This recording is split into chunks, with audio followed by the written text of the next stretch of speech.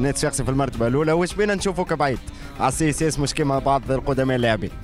لا بالعكس، نصحح لك المعلومه اللي انا اقرب واحد من القدامى اللاعبين في السي اس اس، في التمارين موجود يوم جنود الخفاء، يعني ما حناش نشوفوك قدام العباد. صحيح، بالنسبه لي انا قاعد نخدم، عندي علاقه طيبه خاصه بطارق سالم المدير الرياضي اللي هو اخويا وصاحبي وعشيري، عندي اتصالات بسي لطفي عبد الناظر. صحيح الحاجه هذه انا من العباد اللي ما نظهرش في الصوره، ما وقت الحاجه يلقاوني يسحقوني في كل شيء، ديما موجود. ونأكد لك اللي انا اقرب ملاعبي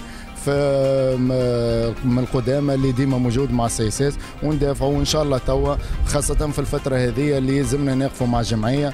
والمرحله هذه حساسه شويه، خاطر توا تشوف اللي العباد توا ولات تخمم على البطوله وعلى الكوب وكل شيء. لا، انا واحد من الناس نقول راهو مازال الوقت، رانا قاعدين نحضروا في الجمعيه وما نحطوش الضغط على المدرب وعلى الملاعبيه، يعني بشويه بشويه. بالنسبه لي انا يلزم كل ماتش وماتشوه، كل مقابله والمقابله نتاعها، يعني كل مقابله نربحوا ال3 بوان نتاعنا وتقف غاديك ان شاء الله.